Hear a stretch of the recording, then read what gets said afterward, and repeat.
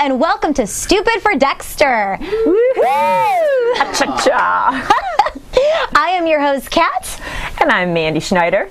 And over here we have the wonderful producer, Mike. Hi. Dun, dun, I'm dun. adjusting something. Okay, He's hi. adjusting. Oh, he's busy. Hello. You know, Sorry. he's busy making the show happen. We're adjusting things. Also, welcome to our kill room. Yes, our kill room. Today we're going to be talking about episode 9, Teenage Wasteland. Teenage Wasteland. That just cost us a bunch of money. Wow. Oh God, sorry, producer Mike. That didn't sound anything like anything. To be fair. Oh, you're fine. Anyway, loved this episode. Most of the episode I was on the edge of my seat. Seriously. I was a big fan. What did you think? Me too. So much momentum. I feel like it's really hitting this crescendo. I know we do killer moments, and that's one of our segments, but so many things were important in this episode. I loved it. But just to talk about general overview, the name of the episode being Teenage Wasteland, I felt like that was, as all of the titles for each episode are, the theme. It was all about a deaf, dumb, and blind kid. Yes. Wait, no, sorry, that's wrong. That's another Not right album. No, the theme being Teenage Wasteland, ideas kind of around adolescence, being impressionable. Also, the games that people play between one another. I thought I saw a lot of that with, Maria and Deb butting heads, and Jordan Chase and Dexter, and also just destructive youth. I mean, we had Aster return, and that was kind of sad to see where she's going. But anyway, But sad to a point, but then it ends up she was, that's one of the plot lines. She comes back into Rita's house. They think it's an intruder. There's Lumen. They meet. Everyone meets Lumen this episode. Deb meets Lumen. Aster meets Lumen. But turns out Aster was bringing her friend to help her, get her away from the abusive father. So in the end, I think Aster, is very brave. Absolutely. Yeah. She's a good kid. Yeah. And then we had Dexter, of course, having his appointments with Jordan Chase. Oh man, taking the blood from the Angelina necklace, Angelina Jolie, the little blood vial necklace. Oh yeah. Oh my gosh. I was like, oh, how very vampire chic of you, Mr. Chase. Yes, it's a little weird, but similar to Dexter. Dexter keeps his trophies, his slides. This guy, although it's not a trophy, it's of this woman, Emily Birch. That's right. Who knows what that is, but we'll get to that during predictions. But anyway, Dexter's caught. Yes. So the heat is on. Because they are so similar. Yeah. Oh, it's gotten so exciting. I cannot wait. Yeah. And then the other subplot, Quinn, says, I love you to Deb. There's that whole thing. Mushy, but then she finds out that he has been investigating Dexter, and thinking that's Kyle Butler. So that stuff went down, which was huge. And Harry's back. Yes. Dad. Oh, I love to see him. Me too. It's nice to have him back. Yeah. So great episode, and of course we do have specific parts that we really found intriguing, and we call this segment Killer Moments. Get into that camera because that's where it was at. Yes, Killer Moments. And this is where Kat and I talk about the moments in the show that we absolutely loved, that forwarded the plot somehow, or we just found intense. We thought they were very important. And, one of mine that I thought was Deb meeting Lumen, It totally, it changes the whole dynamic of the relationship. It does. There's such an intimacy and a bond now. You cannot go back from that.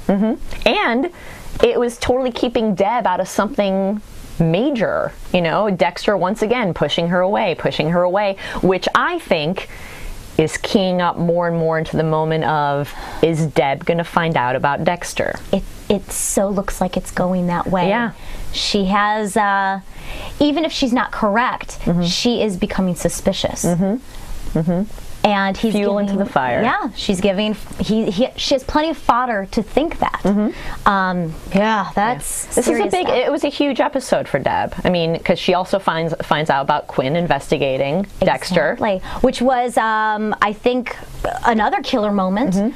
Because that whole confrontation in the interrogation room where we had Quinn on one side and Deb on the other, and just the back and forth, and Quinn trying so hard to omit the fact that it was Dexter he was investigating. When that came to a head, like I said, whole dynamic changed. You can't go back from that because Deb is so loyal to Dexter, and she's already been fighting the whole lovey-dovey, oh, we're officially dating, oh, I love you. She's already fighting that, and so that's a final straw. Yeah. Oof. Yeah, and I believe he really was hoping it wouldn't come out. He was really hoping for that, but, between the fact that, LaGuerta just said that, and the fact that Stan Liddy is totally bribing him constantly, it was just a matter of time before Deb found out something this season, You're right. It was only a matter of time, and it just so happened that this was the way she received the information, received the news. But I feel like the floodgates have opened to suspicion. I mean, that moment was... Yeah. We knew... I felt it coming, and it arrived. But my favorite killer moment of this entire episode, it's not the last one. We have a few because this whole episode was so informative. We were like, so many. My favorite was when Harry and Dexter were in the car. Oh, that was a good one. Yeah. It was huge. Yeah, right after he beats the crap out of the father. Bad Dad Barry. Harry, Dexter's all ready for Harry to say, you shouldn't have done that, blah, blah, blah, blah, blah. But he's proud of him, and he says, I can't believe I saw this in you. If I would have known this was in you, I might have raised you differently. Huge. Absolutely huge. That's an incredible confession. And because we know that Harry isn't really, Harry as a father, it's a manifestation of Dexter's psyche. That says so much about what's going on in Dexter's mind right now, why he might be questioning these connections, these bonds with people. And to have your mental father figure say to you, wow, I may have really messed up and raised a monster.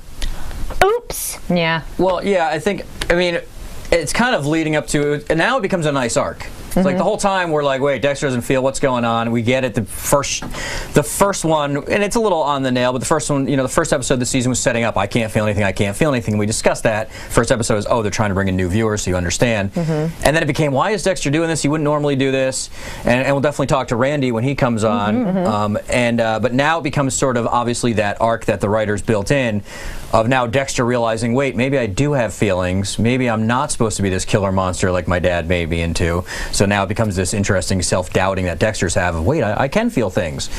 So this could be, and that's, and I guess that's part of the whole Lumen thing too, is maybe he's having feelings for, not maybe sexually, not maybe as a girlfriend, but as a partner, as somebody he can teach. And so someone outside of himself, and it goes back to the teenage Wasteland. I mean, that whole Harry-Dexter relationship, huge, absolutely huge.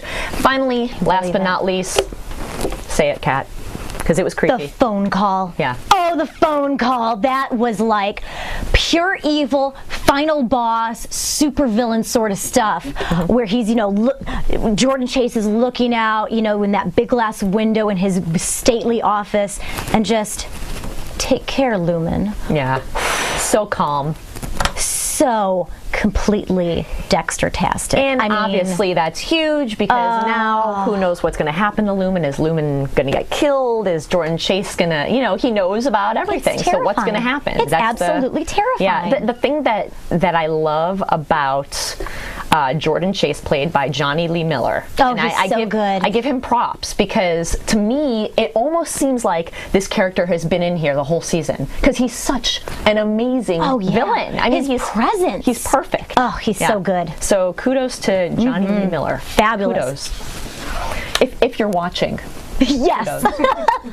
But like producer Mike said, we definitely have some talking to do to Mr. Randy Giorfi. So much to discuss. Oh my God! You guys don't give me any. Yeah. That's it. That was killer moments. Yeah, that was way too Killer quick. Moments, man. Hold on. Oh geez. We can talk about it some We more. don't have clips no more. What's that? Weren't they? Thank you, Corey. Okay, hold on. I gotta get Randy in. I didn't know it was that No quick. worries. Usually, Well, you know what? that was only 10 minutes. Each moment should be like 10 minutes.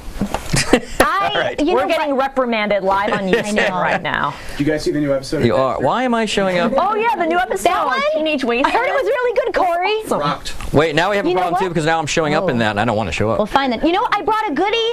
I brought a special Please goodie. show. Please Yes, show. please take care of that. So on the subject of creepy Jordan Chase and how fabulous and wonderful and evil he is, I did a little digging in my library and I found some Play-Doh. Ooh, very fancy because I know that Jordan Chase in the very beginning of the episode discusses Play-Doh Symposium with Dexter. So I hunted it down because I remember reading this back in the day, and it's really interesting because I went back and I found a few key moments, and it's very strange because the symposium is supposed to be a dialogue about the nature of love, and it's between 7 friends at a drinking party, and the nature of love from a legal standpoint, from a social standpoint, from an erotic standpoint, from a friendship and a natural standpoint. So one of the characters, Aristophanes, is he talks about the necessity of love to become whole.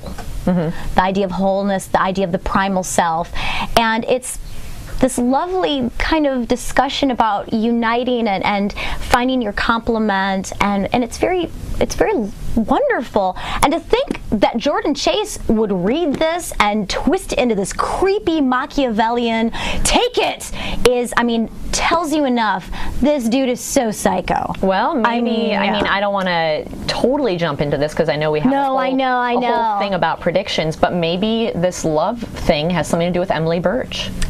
You know, maybe I have my thoughts on it. I kind of wanted to say that, but you never know. But that's really interesting. So did you have this? I did. Okay. I like books. I like to read. I like to read them. Nerd. What? My books. And so can we introduce it? Okay. Anywho, why not go to predictions? All right, let's do it because. I think we got him. Hold on, give me a second here. I think we may have him. Hold on. Kat, Let's get him you full really screen. need to talk about each killer moment 10 minutes. You know what? Okay.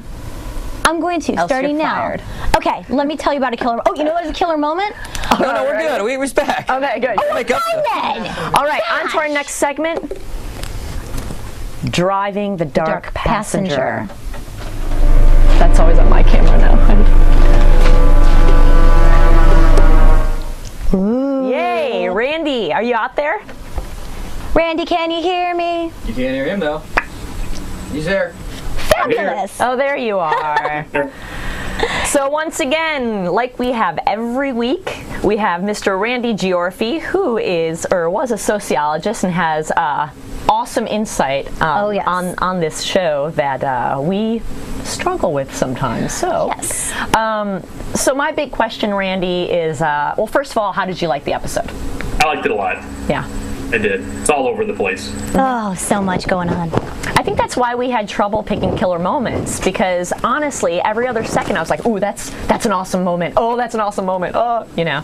So I really, what do you think about Harry being back? I'm not surprised that he came back. Even why Dexter needed him to come back. Dexter puts his head on the kitchen table thinking, what am I going to do? He's planning a kill? And yet he has the stepdaughter who is in all kinds of trouble. So it kind of made sense. Right then, he needed fatherly advice. Mm-hmm. Look up and there's Harry. Yeah. It makes sense. Yeah.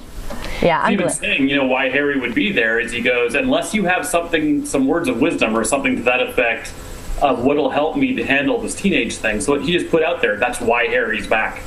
because he needed some advice. It is still pretty foreign to Dexter, dealing like when he was sitting on the couch with Aster, and he's like, "Well, we're not going to leave till we talk." He was like, Yeah, it was funny. It was all awkward. It was adorable. Yeah. That's like any parent moment, right? Wouldn't most parents be that awkward, how to talk to your kid moment? I thought that made it more real. Especially like I've had those moments right here in this house. Not actually, yes. because you're a father to a growing young lady, and I'm sure I kind of sympathize with that moment. It's like, okay, there was many, when he says he's going to listen and then she starts saying something he doesn't want to hear. It's like, okay, that hit home too. awkward. Now, when Dexter says, more on the whole subject of Dexter and Aster, Dexter says, "I love you" to Aster. Do you think he meant that? Yeah, actually, I think we're clued into that a little earlier. I think he really meant it. Again, this is the new season of Dexter having more and more feelings. One of the big things was that I think he really meant it is when he wanted to call the police to say she's missing, Lumen didn't want him to. And you could see he hesitated, but he did the fatherly thing. And then later on, while he's at the station and they're asking questions, Deb goes, "Well, where were you when they were taken?" And he, in his mind, so we get to hear him, says something to the effect of, "Well, I can't lie about this one, not when her life is at stake." So he was doing all the loving things. And then the final thing that would tell me that he loves her is when she looks at him and says, "Did it help you work over what you're feeling for Rita when you're helping Lumen?" It was just like a light bulb went off in his head. That was the missing link for what's in it for him. So when he said it, I thought it was very sincere. Actions speak louder than words. Yeah, I definitely think it was sincere too. I think he said it because he does honestly love Aster, and I think he said it because with that Rita comment, I think she actually cleared something up for him. It's out of the mouth of babes. Yeah. Now I'm wondering, and actually I can't say that I got this question without a little help from the Showtime Wiki forum, but someone was wondering, and I forget who it was. He says "I love you" to Aster, and yet he still has trouble saying "I love you" to Deb. Why do you think that is? It's all new but different relationship. I think twice in this episode he said his goal, one he needed to, one he wanted to. He wants to be a good father. He wants to make things right.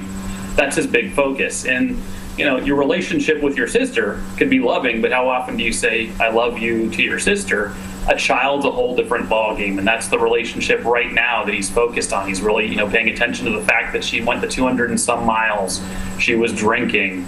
There's all these problems. It's not that he doesn't love Deb. He just hasn't had that epiphany yet where it's okay to say he loves her. Gotcha. That is true. It's like I can't imagine being Deb. If I really think of the psychology of it all, I can't imagine being Deb and growing up with, number one, this father that totally favors. Oh, the favoritism is horrible. And now it must be rough for Deb, now that I think about it, Yeah. And she's great on the show, and it's a lot of insight into how, what her character and whatnot, but of course. Big thing hard for Deb is we get to see just one-dimensional Deb. She has no problem showing her anger, anything other than anger, and she doesn't know what to do with it. She's talking to when she's putting the files away, she's talking to the other file clerk about, well, she might have those feelings too, and she just doesn't know what to do with them. That's totally foreign to her, very similar to Dexter. Yeah. I must say, I really enjoyed the scene with her and the fabulous file girl, who has such a great smile, by the way, off topic. But they had a little bit of girl talk, and I'd like to see Deb have that moment because, raised in a very manly atmosphere and, working in a more masculine sort of environment, to have that little softness, that little interaction, I thought was very sweet. And, I feel for Deb too, because her character has had rough. I mean, just a lot of ups and downs. Everything. Now, what about just generally speaking, that moment between Harry and Dexter when they're in the car? Yeah. He says he's proud of you, and I mean, that was an unbelievable moment. That, oh my gosh. To think about the fact that, man, if he knew this about Dexter, he wouldn't have raised Dexter to kill. But bad also, guys. it's not Harry though. It's Dexter's psyche. Well, what do you think? Yeah. What do you think, Randy? Actually, I like where you're both going with it. This one, I want to see how true they're going to do to the writing. That was phenomenal because, as you're saying, Kat, it's not really Harry. It was as close as Dexter has ever gotten to affirming himself. He gets all his directions lately on how to do things that are quote-unquote right from other people externally. Well, he's even looking to Harry for, like many kids look for their parents for the final acceptance. He never got the affirmation from Harry. He was waiting for Harry to tell him, I know, it's none of my business, it's not my problem. Harry goes, no, I'm proud of you. That was something he never got to hear from Harry. Well, if Dexter digests that it didn't come from Harry, it came from himself, there will be no more need for Harry. Harry will be irrelevant. He's still the parent figure. There's been no closure for Dexter. He still needs Harry's approval. He's always there. In this episode, he completely expected to be attacked twice, and instead he gets affirmed. We'll see what they want to do with that, because at some point that might be the end for Harry on this show, because Dexter may truly no longer need his advice. He could follow his own. Yeah, totally agree. Any predictions for the rest of the season? There's only 3 episodes left, right? I know. That's making it, other than Harry might be going away, it's kind of hard to predict. Before the show came on, I was looking at all the chat, and there were some awesome predictions in there from the people watching the show. Everyone's expecting a cliffhanger. The only thing I could possibly predict would be that maybe someone's going to die by accident, and it might be one of the main characters. Yeah. Because we only have 3 shows left. It's hard to... Oh, I know. We talked about it last week. It's really hard to predict what the writers are doing right now. So I'm just curious what the cliffhanger is going to be, unless someone accidentally gets killed by somebody. Ugh. Wow. Accidentally, that hadn't popped into my head, actually. Me either. Thanks, Randy, for giving me something else to think about. I know that's your job and your area of expertise, but good Lord. Yeah. Well, thank you once again, Randy, for joining us this week. Like I said, we love your insight. And yeah, we'll see you next week. See you next week. Bye, Randy. Thank you. Bye. So someone might get killed accidentally, and Randy had said that there were some predictions in the chat room before. I mean, we can obviously throw those in as we talk, but of course, Kat, what do you? Oh my gosh! Some of your predictions. Okay, a couple. So I'm feeling like, on a more minor note, Maria. We might be saying goodbye to her at some point. Like fired or dead? Fired. Okay. I think. I really hope that Deb is able to, I don't know, maybe it's more of a dream, that's more of my wish list than I maybe predictions. I do feel that Liddy is, I feel like he's going to get killed. Yeah, by Quinn. I think by Quinn. I do too. And I think it's going to be a moment where somebody will get killed. There's going to be a moment where Liddy has gotten somebody backed into a corner, and either they die or Liddy dies. And oh, wait a second. Taking that and mixing it with Randy's thing, maybe Quinn loves Deb. He wants to save her from the real truth about Dexter. That's what he kills Stan Liddy, but someone kills Quinn. You never know. What the? You never know. Everybody dies? By accident. Everyone's dead. No, show's over. In this season, everybody Just dies. Quinn and Liddy. Yeah. And maybe they shoot each other. Pew pew. Because I've always, my whole prediction for the entire show, not just season 5, but the entire show, is that at the very end, it will be a culmination of evidence against Dexter that Deborah comes and realizes, and then she has to make a choice as to what she does with that info. I feel like if there's going to be another season, it might be too soon for Deb to figure that out. I hope so. A lot of people predict that in the forum. I feel like that eventually it will go that way. So it's not my immediate prediction. That's always been my big arc for the whole show. Yeah. But I feel like something's going to happen to interrupt the immediate happening of that, which will involve Liddy, because Liddy is nuts, and he throws stuff, and he's blackmailing people left and right, and he's all, I gotta get the broad, and you're like, oh jeez. So I feel like he's got to go, and he will go. He's a ticking time bomb. I also feel like Jordan Chase is going to be a very frightening rival to Dexter because they are so similar in so many ways. I feel like that even, I don't know if 3 episodes is enough to really give it the moment that I feel is coming, but it'll be delicious. What moment do you think is coming? I don't know. Jordan Chase gets killed in the second to last one, right? They'll build it up in the third to last one next week. You think not the last one? No. I don't. Oh, but I love him so. I hope they wait and then Lumen dies in the last one. But then you really, I don't know. You end 2 seasons with a blonde getting killed. Yeah. Too much. Good. Lumen's not going to die. I think that Lumen is actually going to be, if they have a next season. I don't know for sure. I'm assuming they are, just because I hope. Well, I mean, now, I mean, and go ahead. We'll finish that. I was just going to say, I think Lumen might even pop up in the next season. I think. I don't think she's going to die because it's too much like the whole Rita thing, but I do, it's said in the previews that she wants to try killing. Yeah. So I think something, I had this weird thought, and I posted on the forum mainly to get reactions. Throw it out there! And I kind of thought, like, what if Deb is about to find out about Dexter, but then Lumen thanks Dexter by pinning it on her. She's a vigilante. She martyrs herself. She gets caught and she's arrested. Oh, good Lord. Because she says, I'm the vigilante. It has nothing to do with this guy. I'm guilty. Ta-da. Okay, I like it. What do people in the chat room think? It's crazy, but do they have any what do they think? There? I want to say this about the chat room, because people are sometimes they'll bring up an IMDb thing, or sometimes they'll bring up a contract thing. Oh no, just so you know, spoilers. Sometimes if you think of a spoiler, sometimes it's not. Producers often put out fake feelers and fake things, so you don't know. And a lot of times, even the actors don't know how long they're on a show, and they don't know really anything till they get that final script. A lot of the. I think it was the what's it called? The Greatest Show Ever, Newhart.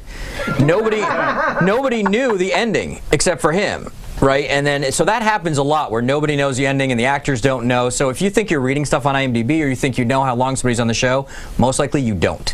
You think you know, but you don't. Yeah, so I'm just saying, because I know some people in the chat room are like, oh, I know this for a fact because it says, which we hate. There are no spoilers allowed in the chat room. Spoilers. So you know. Guys, come on. But if you are in the chat room, or you found out from other things, it doesn't necessarily mean it's true. I love that. Yeah, and we definitely try to avoid spoilers, obviously. Yeah, no spoilers, but for those of you that are out that just have predictions from your brain, we would love to hear. Yes, share them. Some people on the forum keep thinking that Jordan Chase is involved with Rita's murder. I think Rita's dead. I'm sorry. Buried. Enough is enough. There's a hilarious. This is my favorite name in the chat room so far. Yes. Ever. We got a very full chat room, so I'm trying to keep up with Fabulous. it. It's crazy. Harrison killed Rita is the person's name, which is great. Prediction: Lumen will get caught, and Dexter will be the blame. He'll redeem the dark passenger that led to Rita's death by letting his light passenger, human side, save Lumen. He's a light passenger. That would sort of end the series, I think. So Dexter takes the blame, sort of thing. So it's the complete opposite. But I had to read it because Harrison killed Rita is the greatest name ever. That is fabulous. Harrison killed Rita. That's the ultimate I'll crazy try to go through conspiracy these. There are so many people in here right now. Oh my gosh. He does cut people with his fingernails. He does. Harrison. He'll cut you. But yeah, I kind of think the opposite of that. I really do think Lumen is, because I don't know, she's a young lass and she has a lot to live for, but I would think she would just be so thankful that she would somehow give herself up for Dexter. That's my prediction today, and I'm sticking to it. And I hope people yell at me because it's like the weirdest prediction. And I hope people in the chat room. I'm asking this about the chat room. Let's get that. What do people think about the fact that Dexter may, I do care about people, with his dad I talking to him. Not be a psychopath. Yeah, I mean, is that interesting, or is that like, oh, boo, we want him to be as dark as possible? I'm curious what the chat room thinks about that. Yeah. What do you guys think? Kat especially. Yeah, who Kat. hates everybody that doesn't let Dexter kill people. Hold on. Wait. This is Dexter himself not letting Dexter kill people. So let me tell you my thing. You're gonna laugh. Okay. I play a lot of Dungeons and Dragons, and when you're making a character, especially back in 3.5 edition, you had to choose your morality of your character, and there were a couple different alignments. It's called your alignment. So there's good, neutral, and evil, and there's different types of evil. There's lawful evil, neutral evil, and chaotic evil. And so when I watch the show, I kind of try to pinpoint those alignments onto the characters. And Dexter, I've always seen as neutral evil, because he's not necessarily, he's lawful, but not in such a strict sense. Like I wrote down some things. I believe that Liddy is chaotic evil.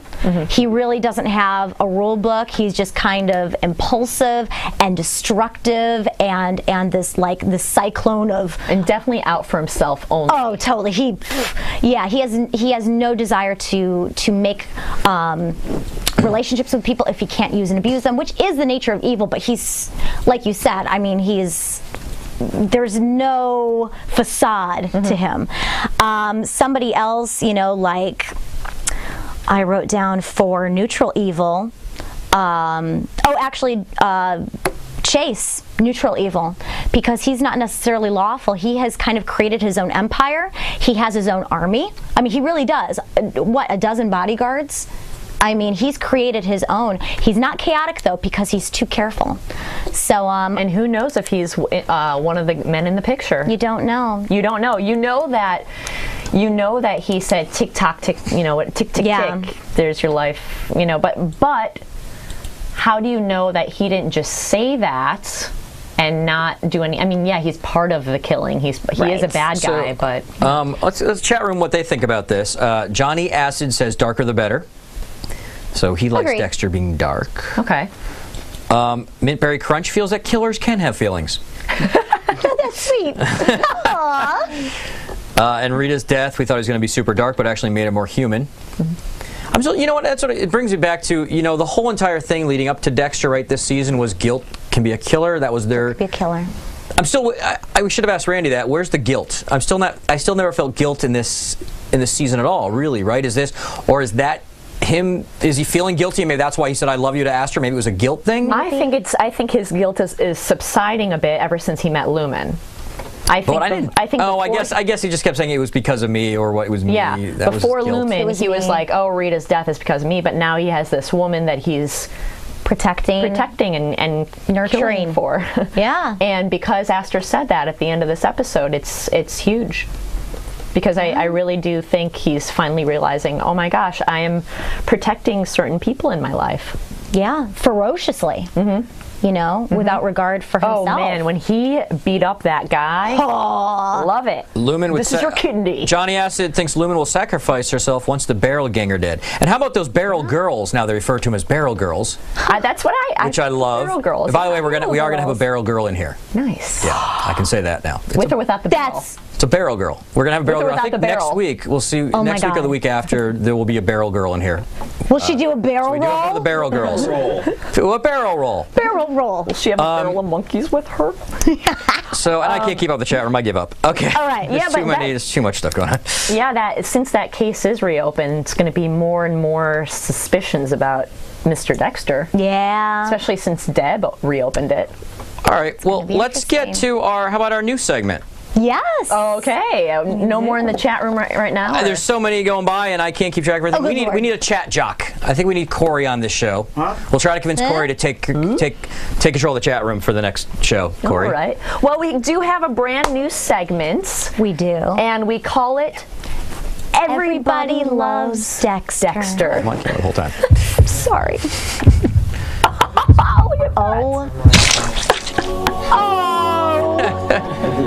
That's adorable. I love that graphic, Corey. It's well done. So sick.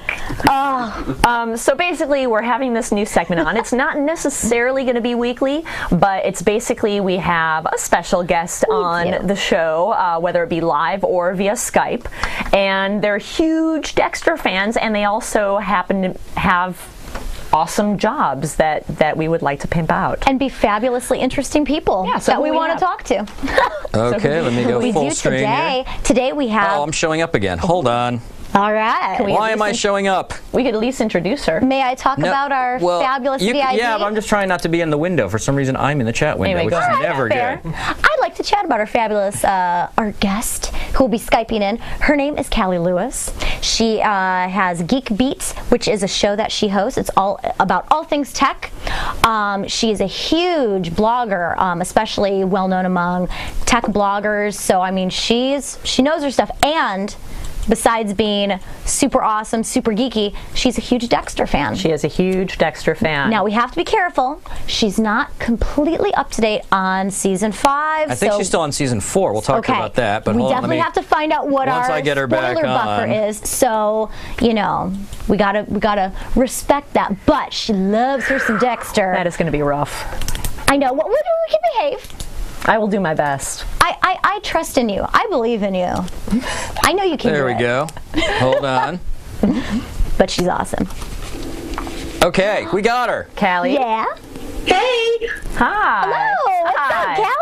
How are you guys? Bueno. Trying not to listen or read the chat room. Been straining. I was girl. going to say that must be rough because, you're on Stupid for Dexter and that's... Yes. So I have to, I don't know if this is a first question on the list, but I have to know, since, where are you as far as seasons go, episodes go? I am on season 4, episode 7. I believe it's called Slack Tide. Okay. It's where he's actually befriending the Trinity Killer and trying to figure out how he's balancing life, like a normal, regular life with family and kids, and his killing sprees. He's trying to figure that whole emotional aspect of it out. Ooh, John Lithgow. No, he's the best. Yeah, he's good. He's very good as an evil man. How did you get into Dexter?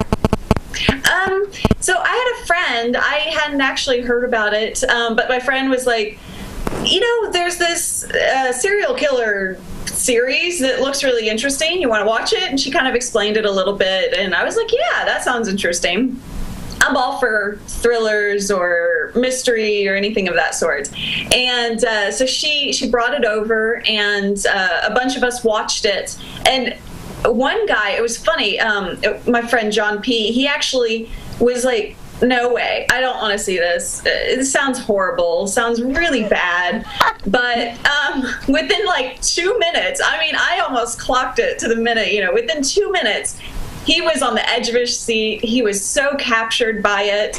And that's what's so great about Dexter, is that it is so captivating, and it's just intriguing all the way around. Definitely. Everybody loves Dexter. Exactly. We hope.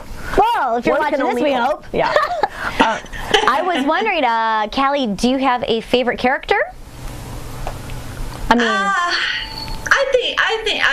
know it's so cliche, but Dexter. I love Dexter so much. I think, a story, whatever story that is, the job of that story is to get you to feel the emotions of that character, or whatever the writer wants you to feel, right? But with Dexter, you really feel what he's going through, and this isn't something we're supposed to be able to relate to as non-killers.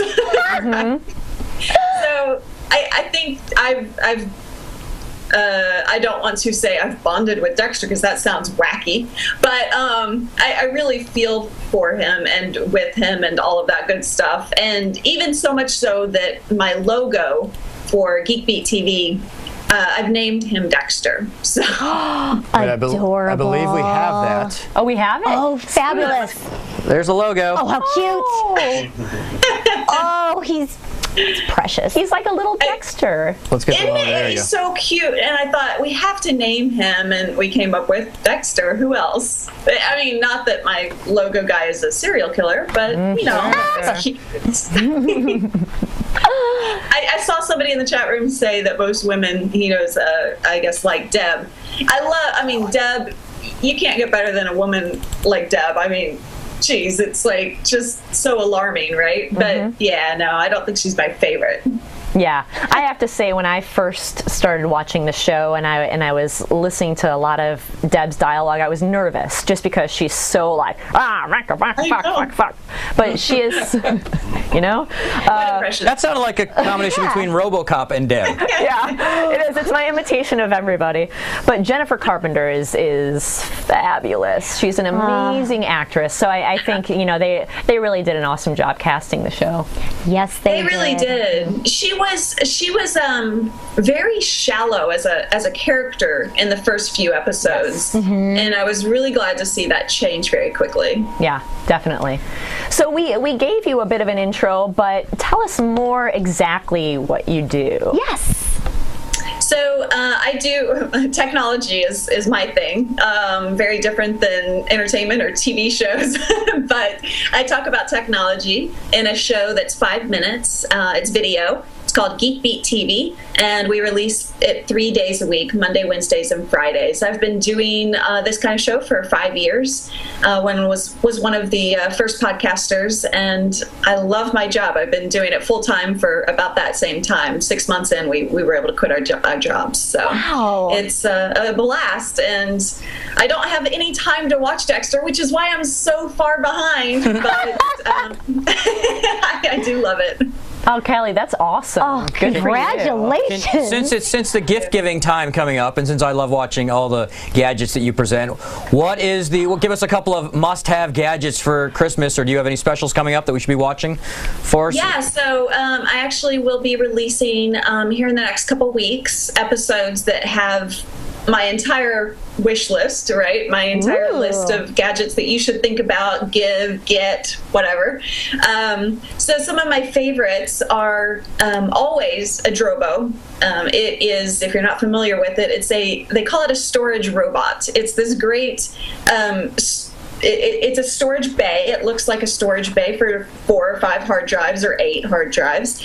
But inside, it keeps your data protected, so it's redundant storage, and it does it all automatically. You don't have to know anything about RAID, but essentially it is RAID. So it's very easy, simple, and you just let it go and do its own thing. So I think that's a great device.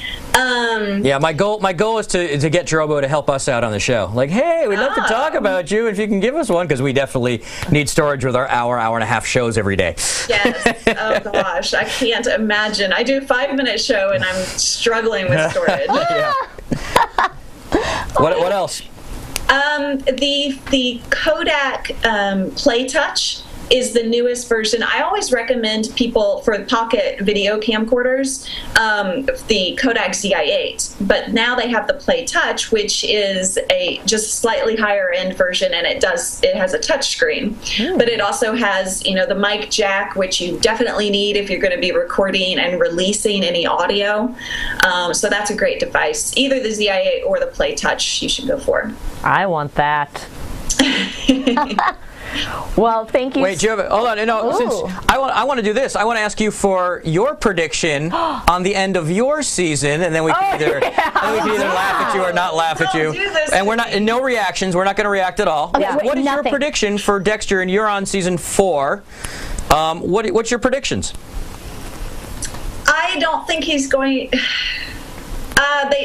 All the storylines do seem to kind of end. The truck killer ended at the end of the season. So I want to say that he's not going to kill the Trinity killer, but I kind of think because of the history that he might. But I think he's so fascinated by him that I could see that storyline going on. But I also kind of doubt that John Lithgow would stay on for an additional season.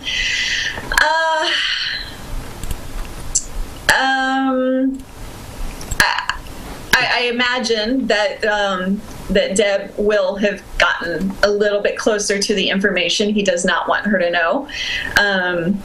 But I think they'll probably drag that on quite a while. So I do know, and I don't know when this happens. I know. Can I say what I know, Mike? You know what I know. Yeah. Well, I mean, we want to know. Everybody who's watching our show right now has already seen all of season 4. Oh, God, we're on season 5, so you can say anything you want about season 4. But I don't know when this happens. But I do know that his wife, and I'm blanking on her name at the moment, the blonde? Rita. Rita, thank you. I do know that she dies or something. I'm just kidding. I'm kidding. Why would you? No, but why would you? Why would you think that? so bad, maybe you're wrong. Why would you? We're not telling you. Why would you think that she does though? Yes, she's died. That's weird. Because I saw a commercial for a TV show, another series that she's done. Or that she's working now. And maybe she just got divorced from Dexter. You don't know that. Well, but actresses never do 2 series at the same time. Ooh, I like your. Allowed to. See, this is the logical reasoning of a tech nerd. And we refuse to tell you if you're right or wrong. The chat room was like a lot of that's wrong. So now I'm thinking, don't read it. Don't read the chat room. You're not supposed to read the chat. You're not supposed to look at the chat room.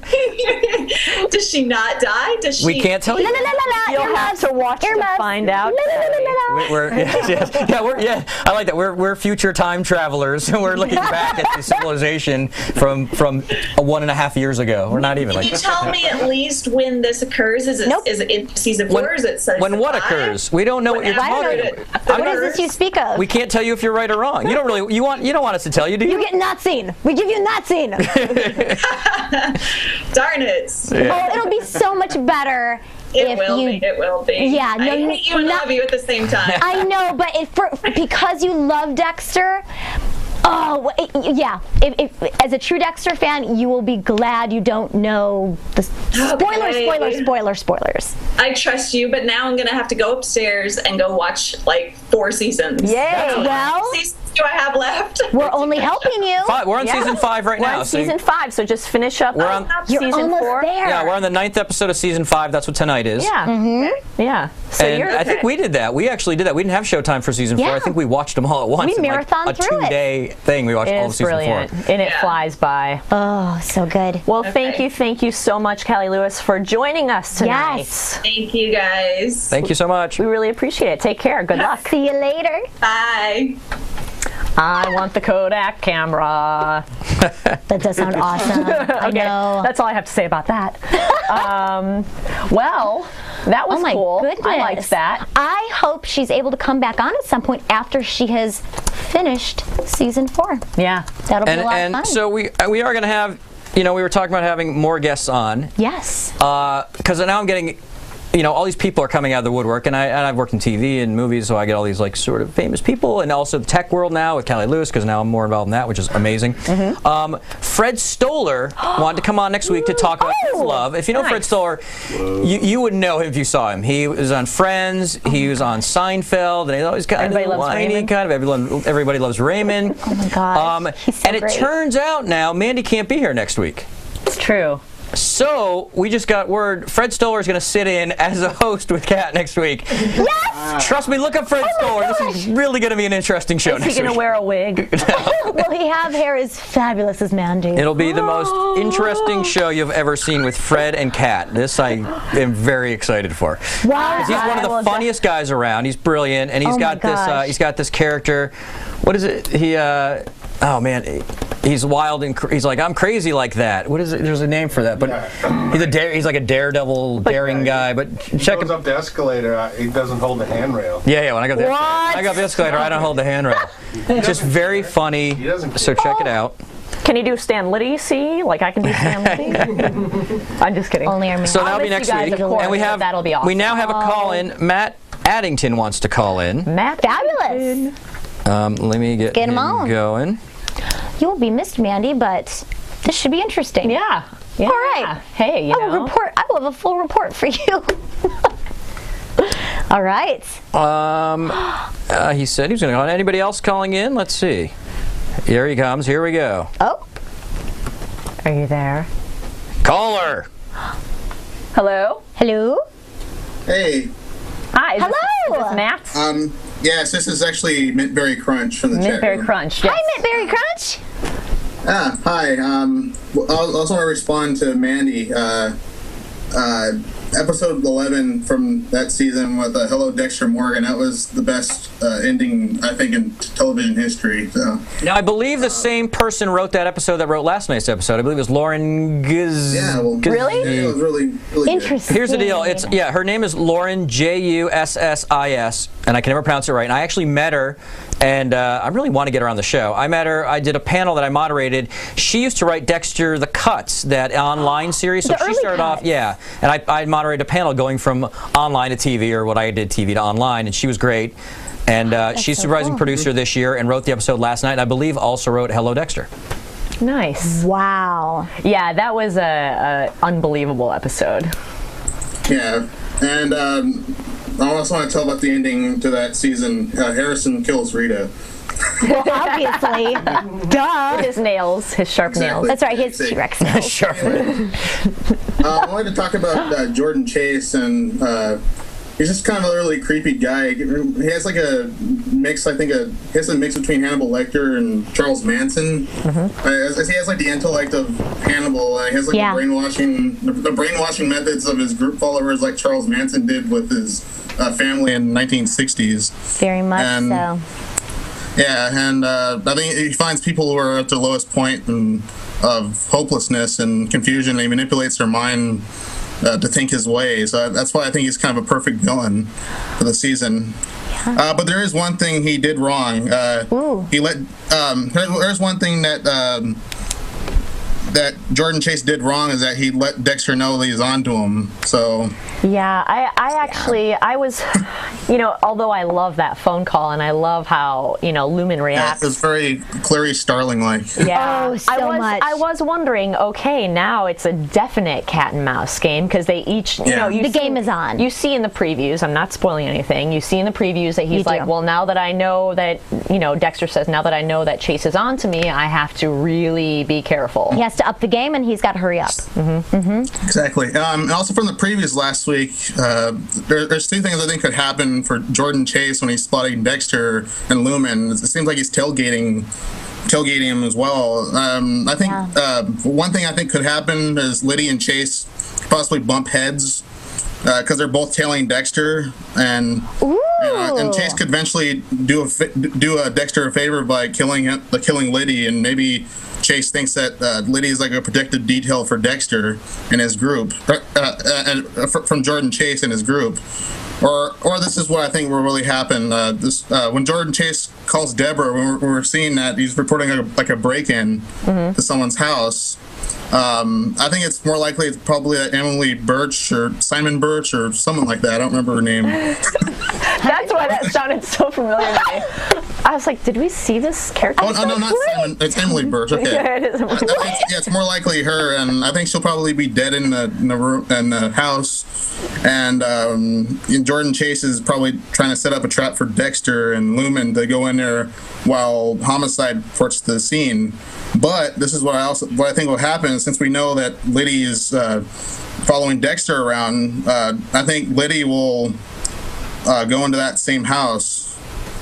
And after Dexter and Lumen leave, and then Liddy, as Homicide arrives on the scene, they'll find Liddy in that same area where a dead woman is, and that'll take care of that problem. Yeah. Hey, that's possible. I just, the one thing I'm just wondering about is this Emily Birch character.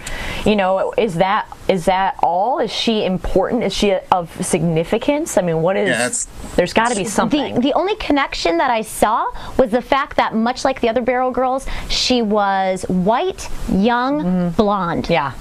And still alive, strangely. So why is she still alive? And why is her blood around his neck? Yeah. Well, because they keep the girls alive for a while.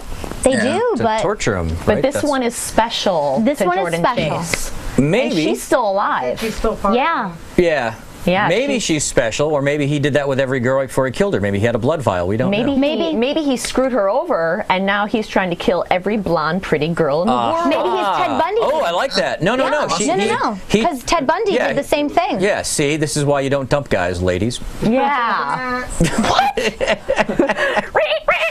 something you want to tell us, Mike? Well, Mint Berry Crunch, thank you. Yeah, go ahead. I also want to talk about like the Disney references. I remember I talked to Kat last week in the chat room, and I think I talked to you, Mandy, in the wiki board. About the Disney references in this season. It's been the Mickey years in the first episode, and Nanny's practically perfect in every way, and like Mary Poppins, and then a Beauty and the Beast episode, and then in the last week episode, Take It.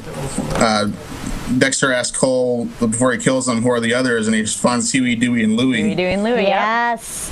Also, I don't know, in this episode, I felt there was a little Beauty and the Beast scene with Dexter trying to kind of talk to, they were at the kitchen table, and Dexter's trying to talk to Aster, and Lumen's like, talk to her, just, do your best to be nice. And it felt like the scene in Beauty and the Beast when like Cogsworth and Lumiere were like, just talk to her, come on, be nice, be a gentleman. And it was very Beast-like. That is Potts? Yes! I didn't mean to interrupt you, I'm sorry. Oh, no problem. She gets excited. I do, I'm sorry. Oh, no problem. She gets excited. That's about it, and that's about it. I'm sorry, we do have other calls. Oh my God! It's crazy. Sorry, didn't mean to cut you off there. Oh, no problem. Okay, well, bye, Mandy. Bye, Kat. Bye, Theory Crunch. Thank you so much for your insight. Bye, Leonard Hofstadter from Big Bang Theory. What? I'm somebody different every week. I love it. Thank you. Thank you. You're awesome. Okay. Let's take this one more, and then we'll get Paul in, because we got still more callers. But let's get Paul in already. Let's take. Well, Paul can come. Why don't we get Paul in now, and then we'll take more calls. And then we'll take more calls. Okay. Yeah. So the segment is Stump the King. Stump the King. Oh, Stump the King. There we go. Paul Goebel. Wow. The King of TV. The King of TV. I'm here. You're here. How's it going? Good. How are you doing? I'm awesome. I'm sick, actually. Oh, Paul. What? Wow. Now you tell us. You've been sitting here for an hour.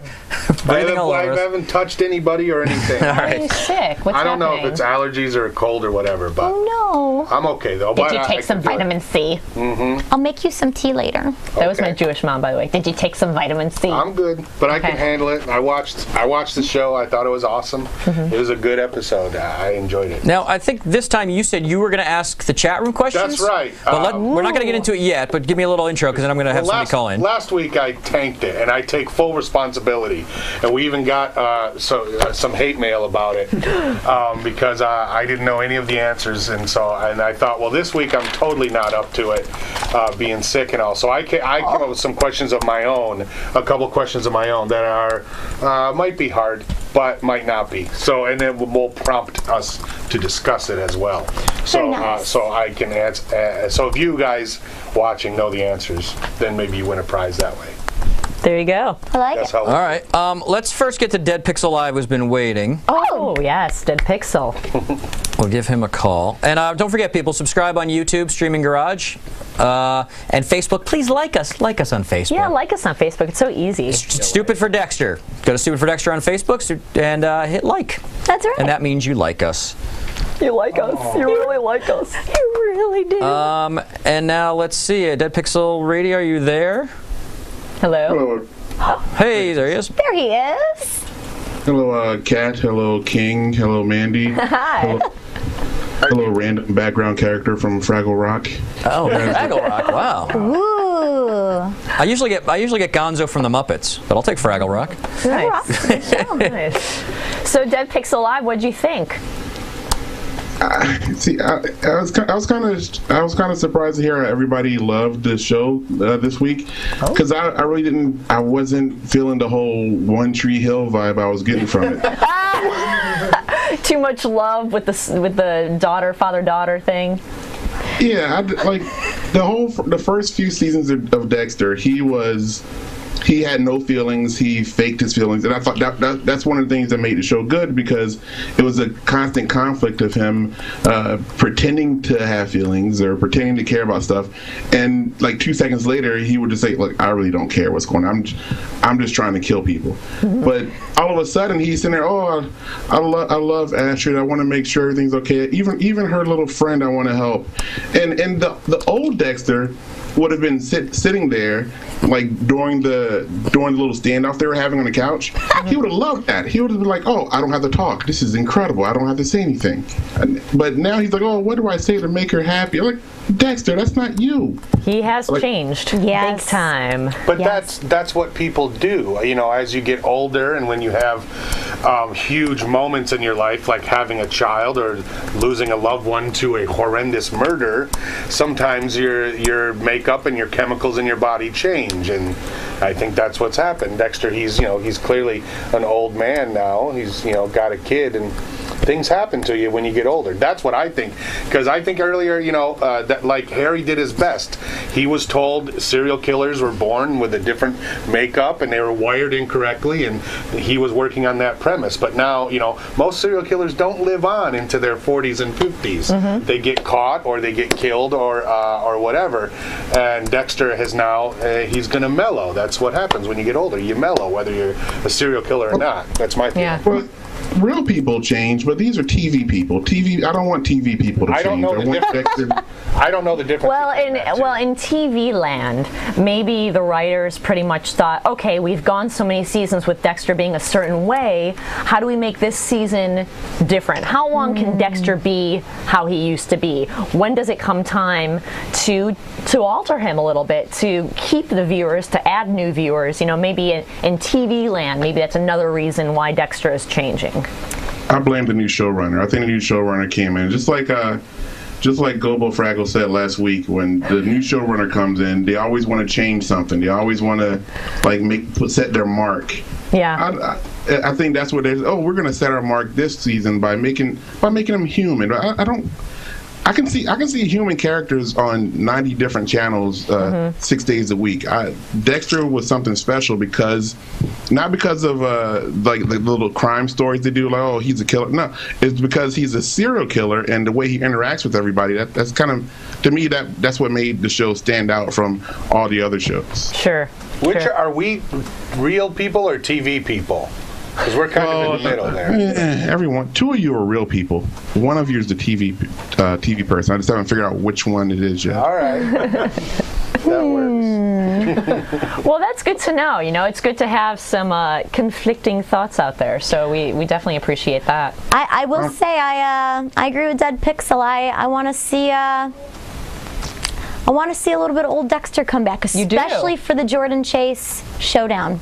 Oh, wow. Whenever that happens, I want Dexter, like the Dexter we know and love. He always has the serial killer in him. I mean, that's never going away. So if he has an absolutely evil person in front of him, he'll bring it on.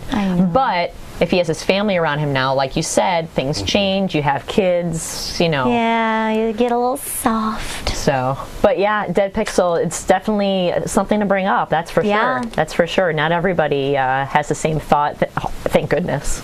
So that'd be boring. Before you guys kick me off, the whole Lumen Dexter relationship, I thought it was very interesting how not just a few people, everybody else saw that Lumen and Dexter are basically a couple now, except for Lumen and Dexter. Those are only two, and I guess that's how it is in real life a lot of times. Like sometimes you're the last people to know, but that's exactly what's going on. Even like when he just handed her, like when Astrid and her little drunk friend came over and they were having problems, and Dexter just handed Harrison his Lumen, and she took him. I was like, wow, that's the way that interchange worked. It was like that was like a regular thing. Yeah. Here, you hold the baby, I'll hold a baby, and she was like, I was like, wow, they're more of a family than Rita and Dexter ever were. Isn't that interesting? Yeah, the whole dynamic, the family dynamic is building. And he just comes. It's so easy for Dexter to just say, oh, when I was that age, I killed a dog. Whereas if he were with Rita, he'd be like, at that age, I was doing my homework, and they just have such an honest thing going. They really do have a marriage, I feel like, more so than some other couples, in reality, who that is a true partnership that they're building right now, that openness, like you said. Yeah. I can't That's wait. the scariest thing I've ever heard. I can't wait till the two of them are like fighting over a body, like they're getting ready to kill a guy, and they have an argument, and the guy goes, "Oh, would you two just sleep together and get it over with?" Yeah, we don't do that. We stab people. Then it would be a true One Tree Hill. And they grab the knife and plunge it in together. And hearts come out, and a cherub flies out of the guy's chest. Wah, wah, wah, wah, wah. Yeah. Well, Dead Pixel, thank you so much. We're kicking you off now. No, sorry. I'm totally kidding. No. Thank you for your input. We love it, love it, love it. Please continue. Yeah, definitely want to hear from you again. So, Bye, guys. Bye. bye. All right, so you're gonna, Paul, you're gonna give us some nice. Dude, you look pretty. Yeah, give me a close up so I can do this. Give this. Oh, okay. You can use the mic. All right. Well, here's the first one. We have three people running the show. Are you out of your mind? Well, I got a couple trivia questions, That and handwriting. the first one, it's worse than yours. Oh my God. The first one is kind of easy. Someone in this room could probably answer it. That's how easy it is. All right, Morons in this room. I'm gonna watch in the chat room. The first I'm one listening. wins something. All right. Chat room, pay attention. What did this episode have in common with the movie Juice? Why would that The be easy? Juice. What are you talking about? The movie The Juice. What did this episode have in common with this? It's just juice. Is it just juice? Johnny Acid said nuts. I don't think that's a guess. F if I know says Robo-Dokes. I agree with Robo-Dokes. Really? No. Drunk teenage girls. No. Oh, good guess. It's a little broad. Tupac was on it? No, I don't think so. Says Gin Epics and a lot. juice. O.J. Simpson met Barry Crunch? No, I don't believe that's true. Really? Jim, you don't know? Because the hair changes in the time it was filmed? What? It's Spencer. I don't know what juice is about. Orange juice on the counter says Harrison killed Rita. No. No, I can't believe it. Nobody knows the movie. Nobody's seen it. Well, the movie... Wait, this is good. Because they stumped you last week, and now you stumped them this week. No, you're not all that. I'm giving a couple more seconds. Nobody. We got a ton. Beta Cloud. No. Should we wait till people watch this on YouTube and stuff? And No. No. Oh yeah. Okay. Sure. I don't know. I mean, yeah. Go on I wanna YouTube. know. I think people want Well, I'll tell you. If Yeah, you, people want to know the answer. They've been sitting here. Revenge for child abuse. No. It's pretty. Okay, we're wrapping it up. No more calls. The answer is this episode was directed by the guy who directed The Juice. It's that Ernest Dickerson who directed Juice, and I think he directed Tales from the Hood. He directed this episode. Sorry, is that simple? Robo-Doke says, "Are you kidding me?" Why would I be kidding about something? Are you kidding me? Motherfucker. I thought Ernest Dickerson was big with the kids. Maybe not. Maybe that's All right. Damn kids. All right, well, here's the best trivia question, and this one is going to open up a whole flood of opinions and theories. In the first season of Dexter, Rita and Dexter are watching a movie that stars somebody who was on Dexter. What is the movie? I know the That's movie. the question. Is it juice? Terms of endearment. Terms of endearment is correct. Says Dark Passenger, 1979, and Very it was good. John Lithgow. Right? That's right, and John Lithgow. So here's my Dark Passenger got Terms of Endearment. John 5/ got John Lithgow. Oh, this was not the question yet? No, that's the question, but here's my question to... So Terms of Endearment was the correct Terms of answer. Endearment was the Dark correct Passenger, 1979. Tell him what he needs to do. So now you got a prize. You can write me, Paul, at thekingoftv.com, and I'll send you a prize, and I'll mention your name on my podcast. But now here's the question I have that there may not be an answer to. When Dexter finally met John Lithgow's character, why didn't he go, "Hey, isn't that the guy from Terms of Endearment?" He looks just like that guy from Terms of Endearment. And he should have asked him, "Excuse me, sir, were you in Terms of Endearment?" My wife and I love that movie. We love that movie. Do you know Jack Nicholson? But he never did. What was it like working on the set with Jack? Why did he never do that? That's what I want to know. Anyone have an answer? Wow, man, you're blowing my mind with your meta. So meta. Now that's what I meant when I said to Midbury Crunch, I don't know the difference between TV people and real people. Yeah, and John Minbury Lithgow Crunch, does not now, exist. Minbury Crunch now doesn't either because he just said John Lithgow killed his biggest fan. That's right. That's true. Seems a little silly. Yeah. In the universe, there is no John Lithgow. Oh, That no. Is in terms No, Dead Pixel Live explains it completely. Okay. Dexter wasn't paying attention to the movie; he was thinking about killing someone. And you know, when you're with your girl and they're can you watch some horrible movie? You know, your mind you're wanders. just thinking of something else. Okay, so then what about then they didn't show this, but when he's getting ready to kill Rita, Why didn't she say at some point? Well, Hey! Aren't you the guy from she? That's how he got in the house. For all you know, That's how he got in the house. Say it, Mike. I was gonna say, for all you know, she did, and he goes, I don't like being associated with that movie, and I'm tired of not being able to outlive that. And why does everybody keep saying? I was also in Garp. I won an Oscar. Yeah. You know, not everybody thinks he killed Rita. Makes sense. That's true. Not everybody does think he killed. That's true. You're getting a lot of possibilities of not killing Rita. It could have easily been Shirley MacLaine. You're right. Well, I mean, Could have been Shirley What else you MacLaine got? Killed Rita. That's all I got. Well, the other question is kind of easy. What did Dexter do in this episode that he has never done before? I love you to Esther. Said I love you. He's Wait, never it's for the crowd at home. For the crowd at she home. was the present. It's the crowd. Well, She was surprised. Sorry. I got excited. I'm sorry. Andy likes to play. I'm proud of her. I'll clap for her. Way to go, She did a Mandy. good job. do we have another one for the room? They're very upset now. Well, Oh, no, You have lost all your fans. Please unlike Mandy on Facebook. you can like the show, but you cannot like Mandy. I'm sorry, guys. Well, now I was. I'll go down with her. I was thinking about Peter Weller. Didn't he also play Buckaroo Banzai? Yes. Oh So my which God. is more, they talk about RoboCop constantly in the chat rooms and wikis and whatever. Which is more prevalent? Which is more, important? Him as RoboCop or him as Buckaroo Banzai? I'm asking nerds at home and nerds here in the studio, Corey. Naked lunch. A naked lunch, right? Even. That's more. You think it's an even split between the two? Banzai and RoboCop. Yeah. I think you're breaking even with nerds. Really? Yeah. RoboCop, of course, says Robo-Dokes. Well, obviously. Well, because Buckaroo Banzai only had the one movie, and you know who else was in Buckaroo Banzai? John Lithgow. Whoa. And he was crazy Oh my and evil God. in that as well. He's Dexter. 6 degrees. Do we have any other questions for the room? Or You know, there I don't have was there was any more. another person on the forum that was hoping that Liddy dies at the end by getting both of his arms blown off like he did in RoboCop. Oh, yes, that would be awesome. This was the other my question God. I had.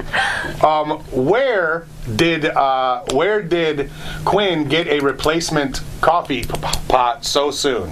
Oh yeah, he dropped it. Right? The very next day, he's drinking coffee, and I see That's there's a really- new coffee pot right in his coffee maker. It was the very next. I bet he stole it from a crime scene. I would have This to is buy your a Andy coffee Rooney maker. moments. Did you ever notice? Never know. Do they sell coffee pots with extra, like coffee makers? All right, with extra pots. let's Super wrap this Soup up. How about we wrap Wait, this up? Corey, wait.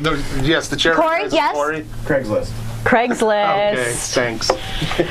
Can I, before we actually... I would never drink out of a coffee pot I got on Craigslist. But you don't like liquid gonorrhea? What's happening? Wrap it up, people. You guys, before we wrap it up, I just want to say, in the time, the holidays coming, Kat and I just want to thank all of you that are helping on this show. I mean, the fans, you rock. Yes. But Jim, Travis, Corey, Elaine, Mike, you guys rule. Thank you so much. And New Tech. We love you so much. We and really New Tech. appreciate it. I just want to tell you guys out there, if you could be here and see what happens, The magic. it's insane. Yes. And it's awesome of you. And it seems like you guys each have 5 arms and hands doing everything. And we just really appreciate it. We do. So, Best crew in the world. that being said, That's what we're thankful for. yeah, that's what we're thankful for. That being said, thank you so much for joining us once again on Stupid for Dexter, and we'll see you next week. Ta-ta. Cheerio. That's crazy. I can't believe when we got that in the stickers.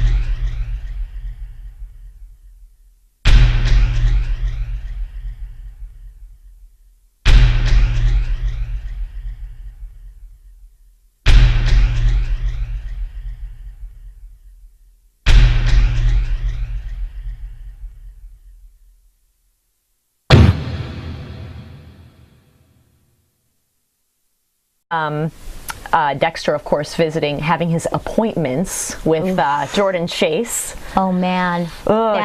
Taking the blood. From the Angelina necklace. Angelina Jolie, the little blood vial necklace. Yeah. Oh my gosh. I was like, oh, how very vampire chic of you, Yes. Mr. Chase. Yes. It's a little weird, but similar to Dexter. You know, Dexter Very keeps his similar. trophies, his slides You know, this guy, although it's not a trophy, it's of this woman, Emily, what was it? Emily Birch. That's right. Who knows what that is, but we'll get to that during predictions. But anyway, Dexter's caught. Yes. So the heat is on. Because they are so similar. Yeah. Oh, it's gotten so exciting. I cannot wait. Yeah. And then the other subplot, Quinn, you know, says, I love you to Deb. There's that whole thing. Mushy, but then she finds out that he has been investigating Dexter, you know, and thinking that's Kyle Butler. So that stuff went down, which was huge. And Harry's back. Yes. Dad. Oh, I love to see him. Me too. It's nice to have him back. Yeah. So great episode, and of course we do have specific parts that we really found intriguing, and we call this segment Killer Moments. Get into that camera because that's where it was at. Yes, Killer Moments. And this is where Kat and I talk about the moments in the show that we absolutely loved, that forwarded the plot somehow, or we just found intense. You know, we thought they were very important. And, you know, one of mine that I thought was Deb meeting Lumen, you know. It totally, it changes the whole dynamic of the relationship. It does. There's such an intimacy and a bond now. You cannot go back from that. And it was totally keeping Deb out of something major. You know, Dexter once again pushing her away, which I think is keying up more and more into the moment of, is Deb going to find out about Dexter? It so looks like it's going that way. Yeah. She has, even if she's not correct, she is becoming suspicious. And he's fuel into the fire. Yeah, she's giving. She has plenty of fodder to think that. This is a big. It was a huge episode for Deb. I mean, because she also finds out about Quinn investigating Dexter, which was, I think, another killer moment. Because that whole confrontation in the interrogation room, where we had Quinn on one side and Deb on the other, and just the back and forth, and Quinn trying so hard to omit the fact that it was Dexter he was investigating. When that came to a head, like I said, whole dynamic changed. You can't go back from that, because Deb is so loyal to Dexter, and she, you know, she's already been fighting the whole lovey-dovey, oh, we're officially dating, oh, I love you. She's already fighting that, and so I just, that's a final straw. Yeah, and I believe he really was hoping it wouldn't come out. You know, he was really hoping for that, but, you know, between the fact that, you know, LaGuerta just said that, and the fact that Stan Liddy is totally bribing him constantly, it was just a matter of time before Deb found out something this season, you know? You're right. It was only a matter of time, and it just so happened that this was the way she received the information, received the news. But I feel like the floodgates have opened to suspicion. I mean, that moment was, we knew, I felt it coming, and it arrived. But my favorite killer moment of this entire episode, it's not the last one, we have a few, because this whole episode was so informative. We were like, so many. My favorite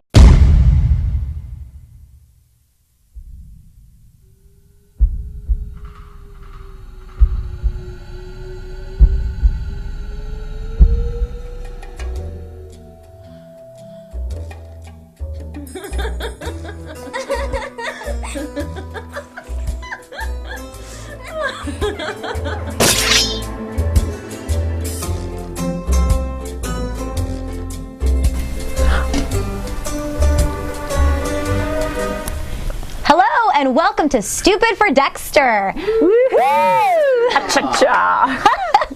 I am your host, Kat. And I'm Mandy Schneider. And over here we have the wonderful producer, Mike. Hi. Dun, dun, dun. I'm adjusting something. Okay, he's adjusting. Oh, he's busy. Hello. You know, sorry. He's busy making the show happen. We're adjusting things. Also, welcome to our kill room. Yes, our kill room. Today we're going to be talking about episode 9, Teenage Wasteland. Teenage Wasteland. That just cost us a bunch of money. Wow. Oh God, sorry, producer. That didn't sound anything like anything. To be fair. Oh, you're fine. Anyway, loved this episode. Most of the episode, I was on the edge of my seats. Seriously. I was a big fan. What did you think?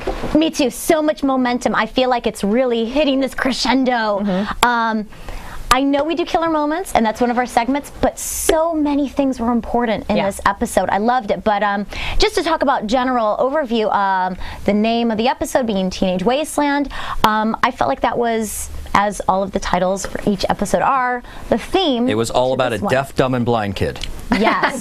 Wait, no, sorry, that's wrong. That's another Not right at all. album.